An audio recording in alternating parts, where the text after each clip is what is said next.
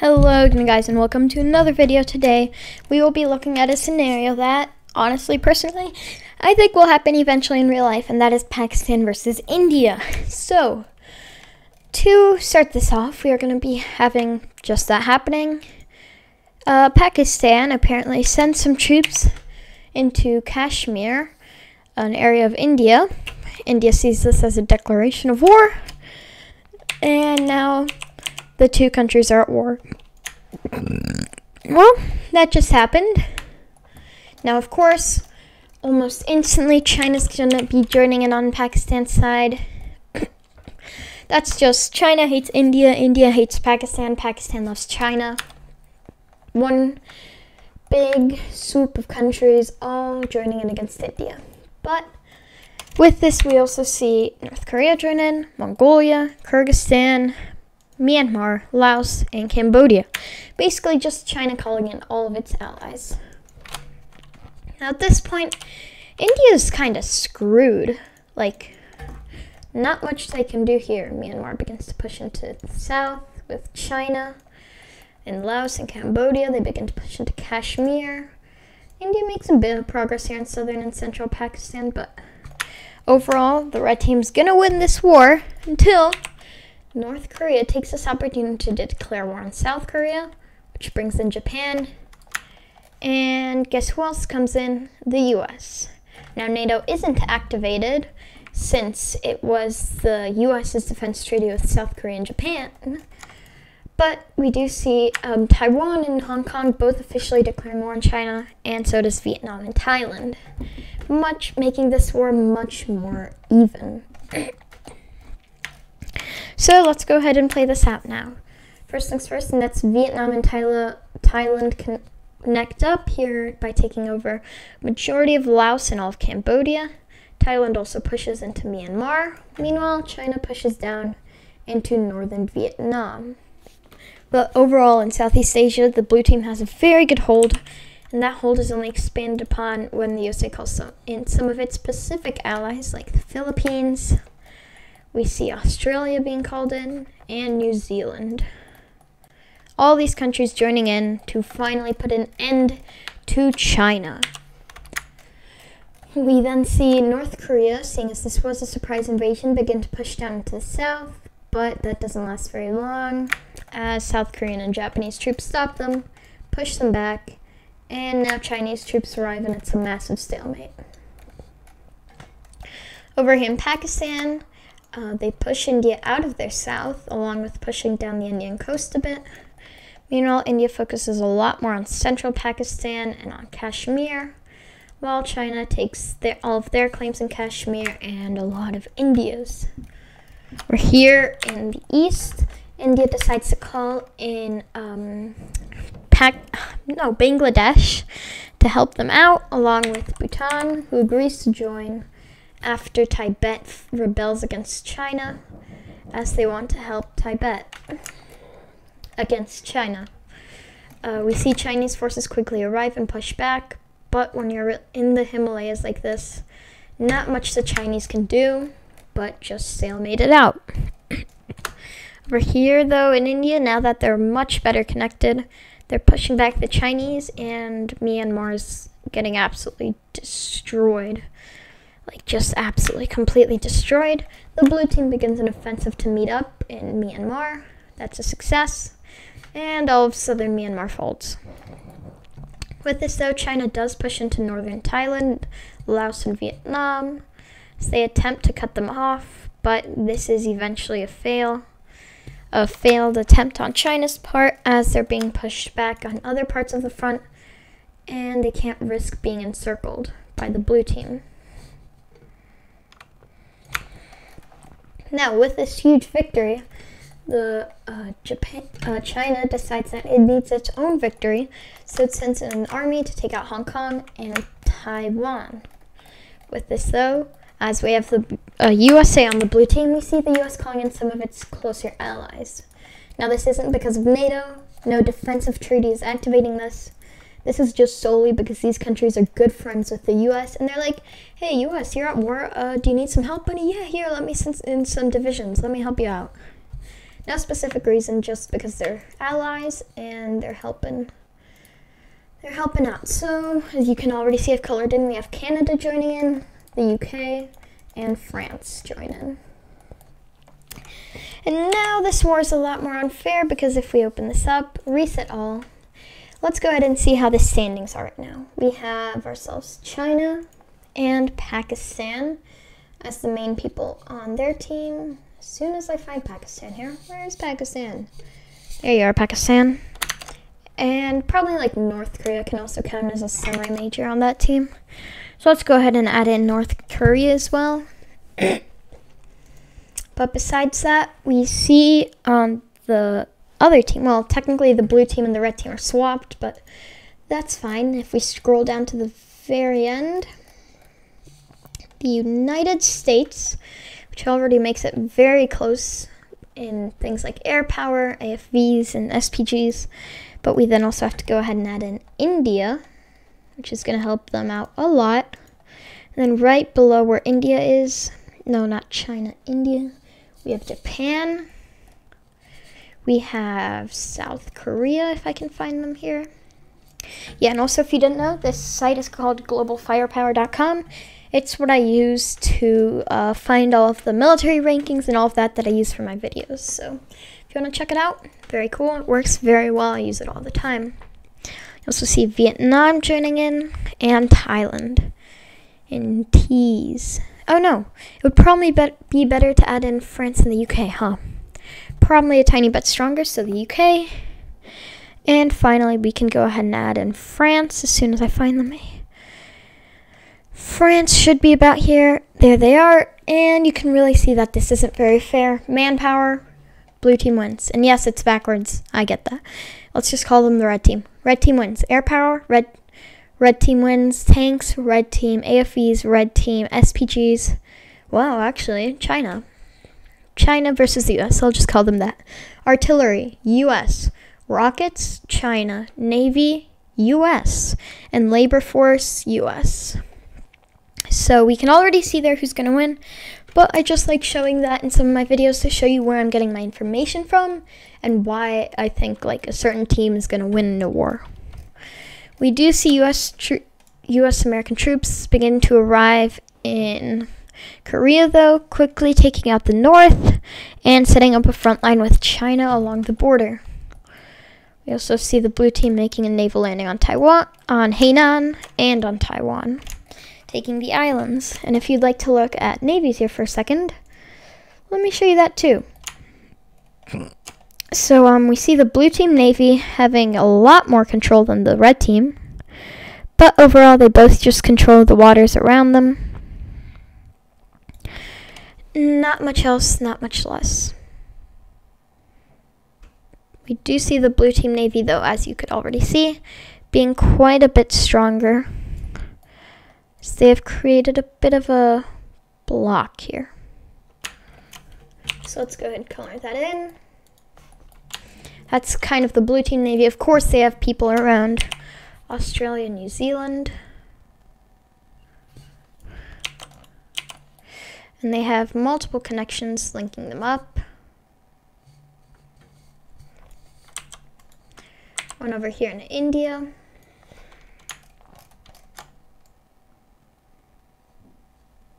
Let's go ahead and cut that back a bit.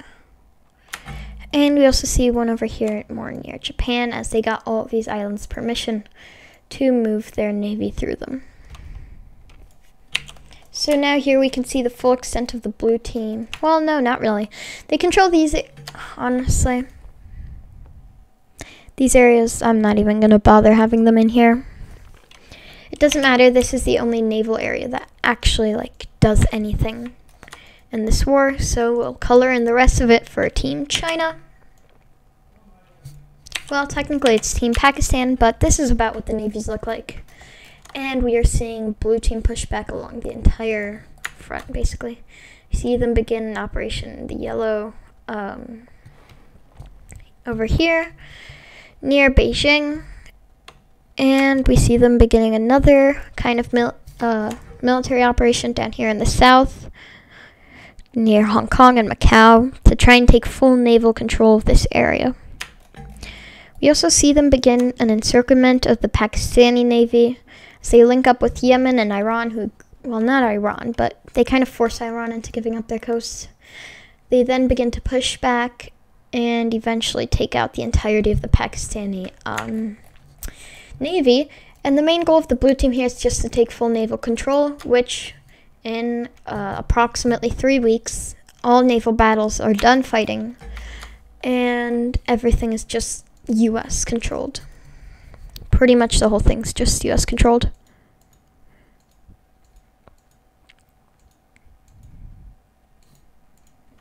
Alright, well, let's continue with the actual scenario now. So we can go ahead and assume now that the U.S. has full naval control, they will begin to make some naval landings. They have one down here near Hong Kong, Macau, one over here near Shanghai, and one over here in the north in this tiny peninsula that I forgot what it was called. We also see them pushing in from Korea. We see them pushing out more from this like Indian area, kicking out China completely and reestablishing the Tibetan Rebellion as a legitimate rebellion. We see them pushing into Myanmar, retaking a majority of Vietnam, and overall the blue team is kind of wrecking China now. We see this really happen when the blue team makes a landing near Karachi, takes the city, takes all of the Pakistani coast, and begins to push up the Indus River. With this, a lot of Pakistan is crippled, Islamabad is captured, they're cut off from Chinese supply, and the country really just begins to absolutely fall apart. Eventually, Pakistan surrenders, allowing for the blue team to push back a lot on the front line, especially over here in the north, where China expected Pakistan to last a bit longer than they did. Meanwhile, we see the blue team begin campaigns into Tibet, where the area is completely rebelling against China, until it eventually does, even convincing Nepal, a neutral nation, to join in. They then convince Tajikistan to join in, supply them, and with this, Kyrgyzstan begins to fall, until eventually the fight loses another one of its contenders. So you now see the red team has lost North Korea and Kyrgyzstan. And at this point, Mongolia knows who's going to win, so they just kind of opt out, just leave the war and leave China on their own. Also, that's a little border thing I haven't fixed in this map yet, but I'll fix that for next video. So by now, the blue team is pushing into Southeast Asia. They've taken pretty much the entire region. They connect up with one of their fronts here on the coast and expand it.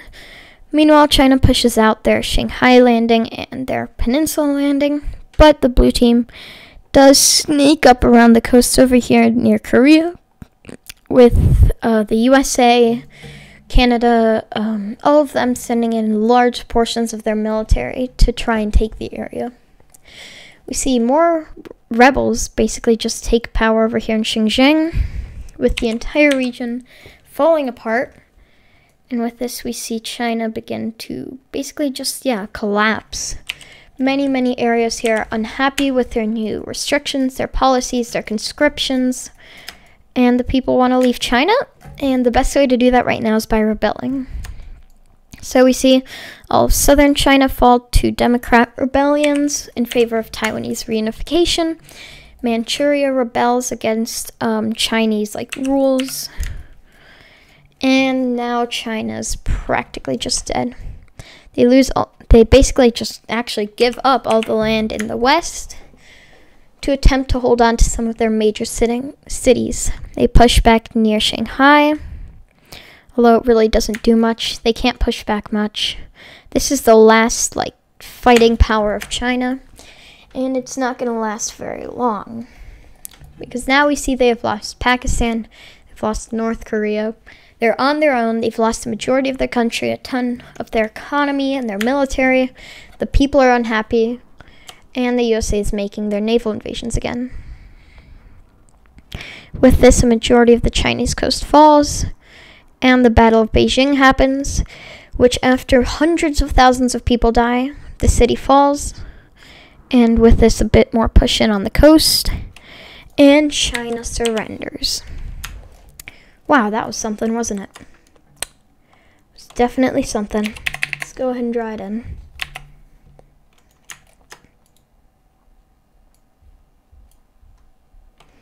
Okay, white out them. There we go. Oh, crap, it's gonna have to, yep, it's gonna have to do that. Of course it is. Well, it's, like I said, just white out the map and begin to put it in. This wasn't a stalemate, this wasn't a ceasefire. This was a blue team victory. It is now beaten Pakistan. China has been reduced to almost nothing. And the US has gotten a lot more powerful. Not land-wise, not anything-wise. Oh my god, why is it taking so long? It's like one tiny thing you have to actually change it to white. And that's, yeah, India just beat Pakistan, China, Russia. World War III is going to be a lot easier for the US now, seeing as the Russia has lost basically their largest ally of China. They've lost North Korea. They've lost everything. So let's go ahead and draw these new borders in. Nope, gotta, what is that called? How do you pronounce that? Anti-aliasing? Anti-aliasing? I don't know. But we enabled that. And then India is basically just going to take all of their Kashmir claims plus a tiny bit extra. Pretty sure that's pretty close to what they want. But yeah. And then India takes a bit of southern Pakistan, central. Although Islamabad is left alone for it because Pakistan's going to need it now that their country is pretty crippled. Their people are dying, all of that. We see India getting some land over here from China. And we see them actually choosing to unite with Nepal and Bhutan. Because, I mean, they asked Bangladesh, but they refused to join India. So eventually they made a deal with Nepal and Bangladesh. If they join them, they won't take any land on the border, and that will all go to the new state of Tibet. Which eventually happens. Now there's Tibet. Let's go ahead and draw in Xinjiang. There we go, that's Xinjiang in.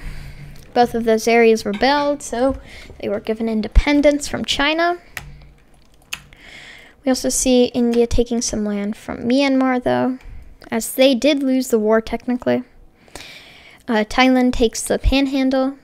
Over here, they take about a small piece of Cambodia and Laos. The rest of it goes to Vietnam, of course, who also takes a good amount of the Chinese land. In compensation for them, of course, they were a huge part of this war. Hong Kong is given their own independent state.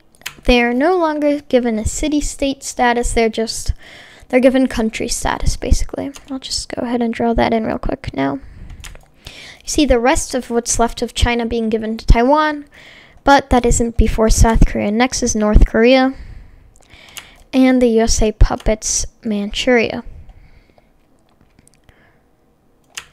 Yeah, this is all American aligned now. So let's go ahead, we can draw in the new borders. And as I said, Tibet is under Indian influence. Xinjiang is under Korean and Japanese influence. Myanmar is a Thailand and Vietnamese puppet. And Tibet is an Indian puppet. And Manchuria is an American puppet. Forgot to mention that. And for Kyrgyzstan, they're just annexed by Tajikistan. There are too many stands. Tajikistan, Kyrgyzstan. Oh my god. Then there's Turkmenistan. All the stands. Oh my god, I want to get rid of them. And the border gore. It's horrible border gore. So we're just going to have Tajikistan annexing Kyrgyzstan. And hopefully that doesn't go absolutely horribly. Which it totally will, but... Yeah, so... we do see India taking some more land. Across the border. Practically everywhere. We see them annexing Nepal and Bhutan. Nope, they don't annex Bangladesh. As I said, their request to Bangladesh if they want to join them was denied. And they took a bunch of land out of China. Meanwhile, back down here, bunch of land out of Myanmar too. And India, wow. Yeah, they have become quite a powerhouse. Taken a ton of land from China, from Myanmar, from, they've annexed Nepal, Bhutan, tons of land from Pakistan, the entire region of Kashmir. Pretty good, India, pretty nice. The USA, all they got was a puppet. But for now, India is now Western leaning, so they're a US ally, no longer a Russian ally, seeing as the US is the reason they won this war. And without the US, they would have lost. See Thailand taking this, like, I guess you could call it a tail of Myanmar. Your choice what you want to call it, but that's what I'm going to be considering it for now. Thailand takes this entire, like, peninsula except for the Malaysian part and the Singapore part. See them also, as I said, take parts of Cambodia. Thailand also expand pretty nicely. Vietnam, though, much bigger, much stronger. Pretty good, Vietnam, pretty good. Pretty set, actually. Like, they gained a lot of land, some decently valuable land from the coasts of China, along with some less valuable but still helpful parts of Laos and Cambodia. And the slightest smudge of Myanmar. Along with, well, half of Myanmar is puppeted by them. It's not really, like, split. They're gonna split the country and puppet half of it each, but this Myanmar is already incredibly weak. If they cut it in half, it would be too weak to survive. That's why. Oh, yep, and their puppets also given land out of China. They were gonna give independence to Yunnan, but they decided to just hand it over to Myanmar. Okay, well, those are about all the border changes. I hope you guys did enjoy, and I'll see you all next time.